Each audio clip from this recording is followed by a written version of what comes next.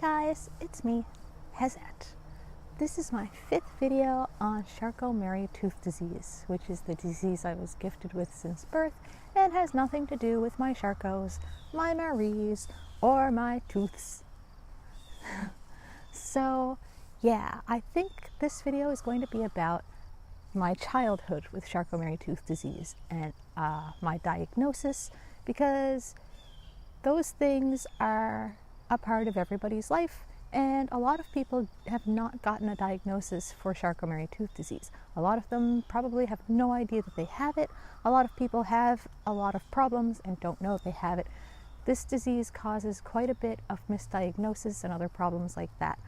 So I'm just going to talk about my experience with how I got diagnosed and my childhood and all of that stuff. So this might be a kind of long video, but I'm going to do it anyway. So I was born to awesome parents, and my mother has Charcot-Marie-Tooth Disease. She didn't know that she had Charcot-Marie-Tooth Disease. Her father had it, and he was in fairly rough shape, it seems. He had a cane by the time he was 40. He used to fall over quite a bit, and he had like very shaky hands all the time.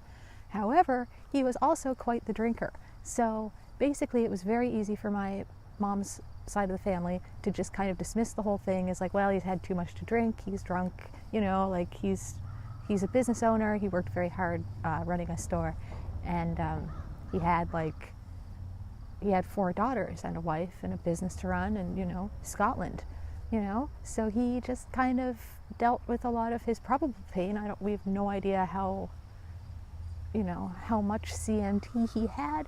My mom says that his feet were pretty messed up. Like my feet look a bit like a roller coaster, I think, but my mom says that his feet were like way worse. And like I said, by the time he was 40, he was walking with a cane. And I only use a cane in the winter, and Scotland wasn't icy and slippery. Like he wouldn't need a cane to prevent himself from falling just in the winter. He used a cane all the time. I feel like I'm getting off on a tangent here. So anyway, so I was born, and nobody knew anything was wrong with me at all, including myself.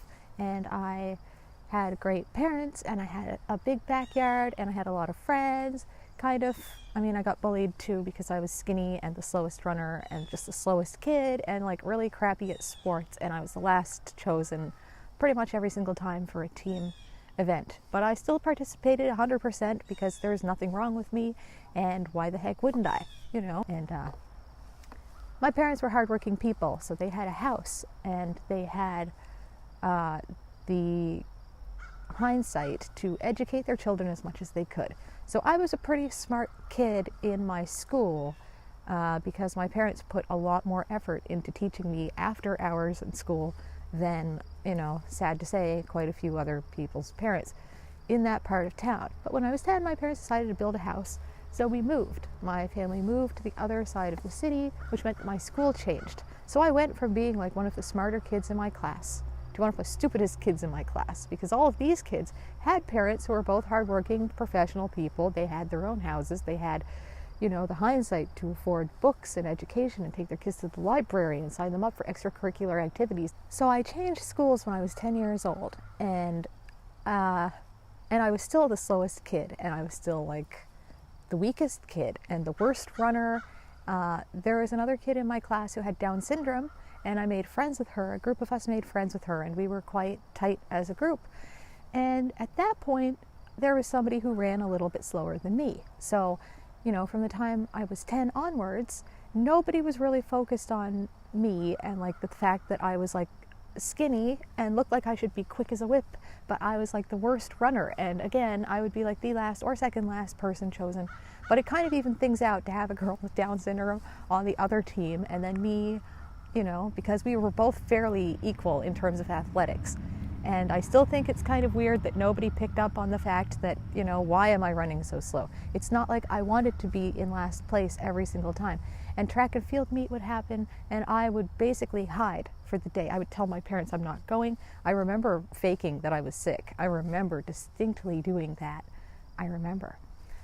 But then I went through high school, and I didn't have to do anything athletically, gymnastic at all, but I was still the slowest kid, still short, still weak, still thin, and kids started telling me that maybe I was anorexic, which was absolutely not true. I was just really thin, and I used a lot of like energy, and I had a high metabolism, and I mean, I could eat like a 12-inch Subway sandwich, no problem, for lunch, and still be hungry by like 3:30.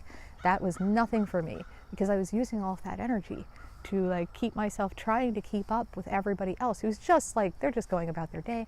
They're not focused on trying to, be the fastest or like hurry or be quick. They're just like sauntering from one class to the other class. And I was almost always the last kid out of most of my classes, because it took a long time for me to close up my books and get them into my backpack and do all that stuff, and then walk down the hallway and maybe go to my locker because I forgot something, because I've got like these other thoughts in my head, like I'm being stabbed all over. Why am I so weak? Why am I so slow? I thought about that a lot, and I have to think that probably stifled my academic success, because I barely graduated in the 3 years. I mean, I did graduate, but not with honors, and I tried. So then I got out of high school, and I'm still skinny and weak and slow and basically physically useless, but I had a paper route, and I had a couple other jobs, physically manual. I worked at a toy store, and I worked at a coffee shop, and I worked at a few other places. I moved to Toronto. I worked at a frozen pizza crust factory business, and I worked at a fruit and vegetable packing plant, and those weren't easy jobs, but I did them because there's nothing wrong with me. Why would I have a problem with that, And I'm sure that I worked like 2 or 3 times harder than everybody else just to stay like afloat, but that's how it is.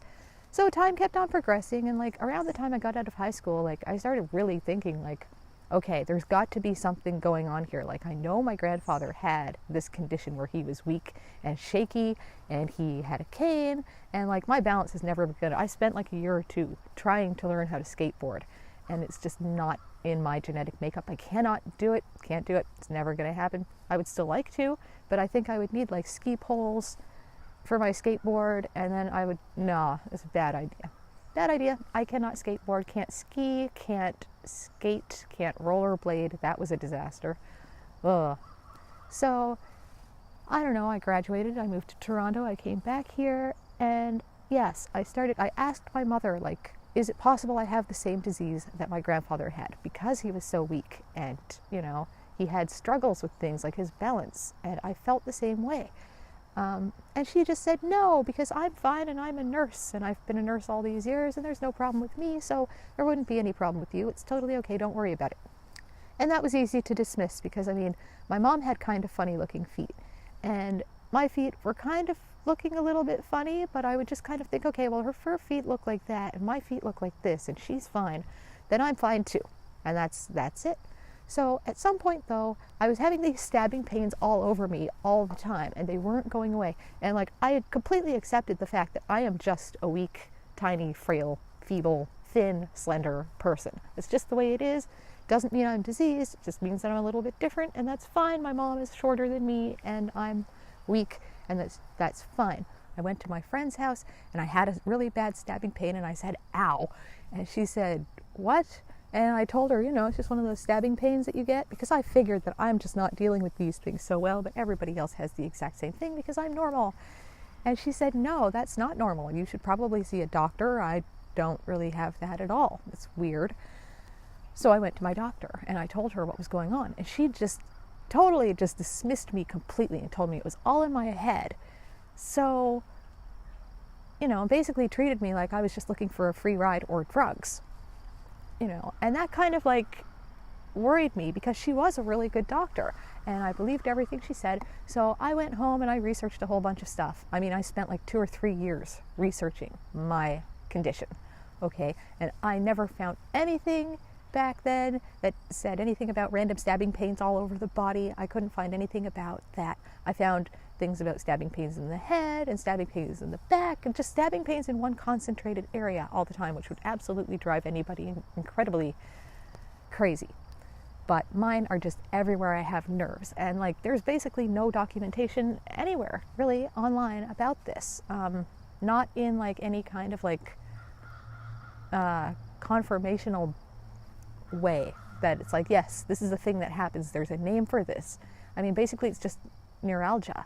2 or 3 years I spent researching all of these conditions that I thought I might possibly have: Friedreich's ataxia, multiple sclerosis, ALS, fibromyalgia, chronic fatigue syndrome, ALS. Just so many, all of these things. I thought maybe for a while I had neurosyphilis, but I've never had anything like that at all. And just all of these things I thought I might have, because stabbing pains were sometimes a symptom. Or sometimes there'd be a few other symptoms that I thought, yeah, that's kind of me, maybe.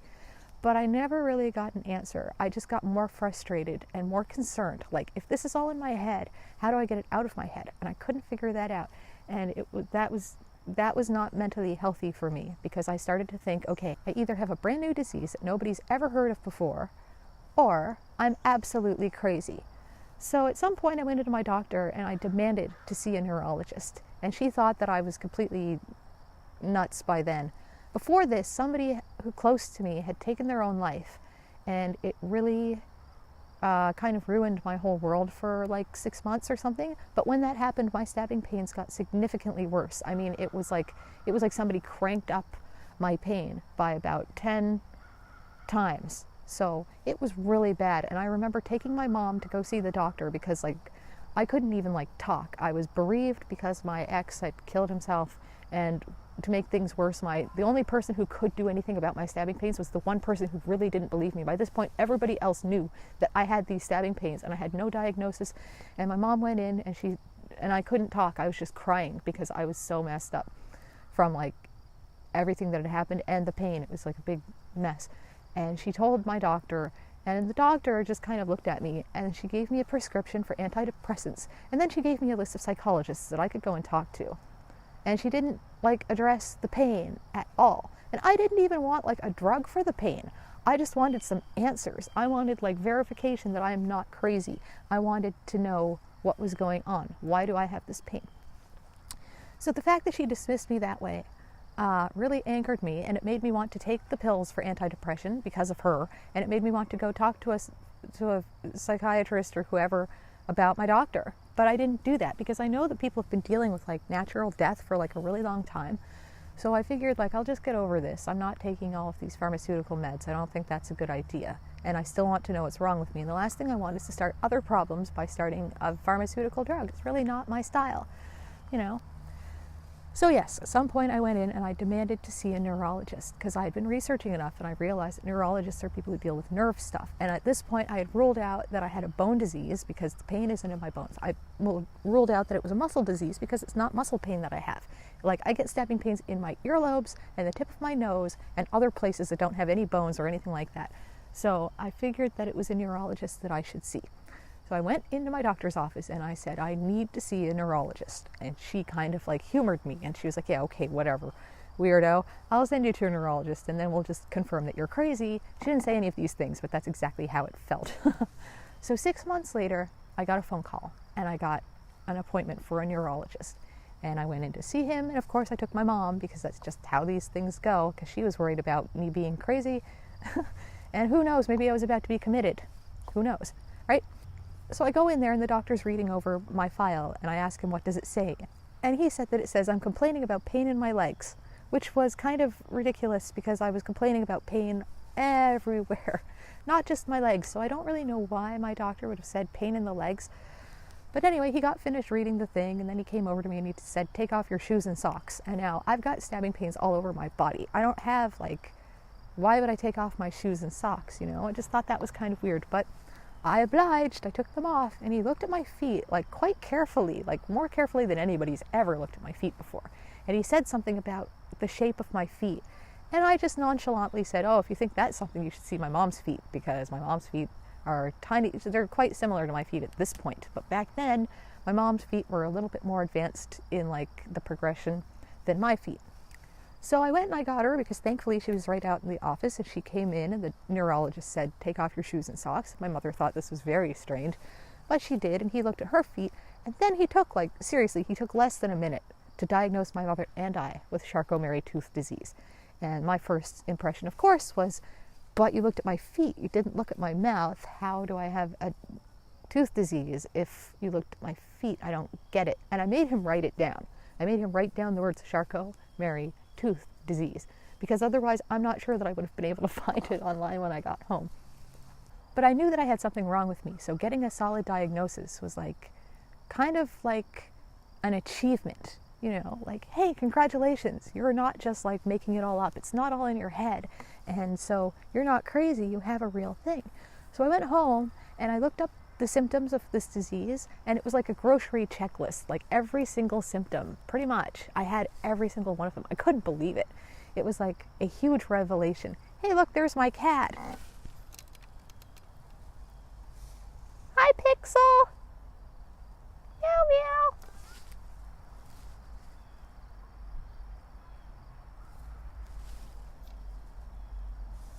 Hi.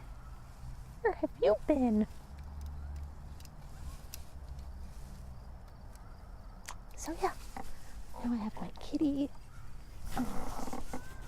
So after I got diagnosed by him, I had to go in for like formal testing, which is like medieval torture. There's an EMG and there's a nerve velocity conduction test, or a nerve conduction velocity test. I think it's a nerve velocity conduction test. It's one of the two. But they put like these like electrodes on like parts of your limbs, and then they like blast like a shot of electricity, and it like makes your hand shake. And the problem if you've got CMT is that the machines aren't going to pick up a really strong reading, because you're already like, you've got like nerves that are dying and your muscles are dying. So like the electrical impulse going from my hand up to my arm should be about 45 to 50, but last time I had it checked was like a decade ago. It was like 19 to 20. So it takes me a lot more effort to get things done, because my electrical impulses in my body are just skewed, and that's the way that it is. But yeah, I definitely got diagnosed for sure with a condition that I didn't get any misdiagnosis besides just completely outright dismissed, like there's nothing wrong with you, and you know, go run a relay race. But yeah, so it was nice to get answers, and it was really nice to get diagnosed. But the problem is that there's really not much we can do with that besides like give me leg braces or get me a cane or put me on all of these awful pharmaceutical drugs, which, as I've already previously stated, I really am not a fan of. I tried a few. They all made me sick. I'll make another episode on that, and I'm going to go. But yeah, that's my story on diagnosis. And, you know, pay attention, because there might be a kid who has no idea that they have Charcot-Marie-Tooth disease, who has Charcot-Marie-Tooth disease. And if they knew that they had it, probably make their life a lot better. Like if I had known earlier, I would have chosen like a really good like university course to take, and then I would be doing something besides what I'm doing right now. So that might be terrible, but I might not be poor. So anyway, guys, I hope you like my video, and please feel free to subscribe and comment and tell me how you feel, and if you have Charcot-Marie-Tooth disease, I would love to make new friends. So yeah, thanks guys. Bye.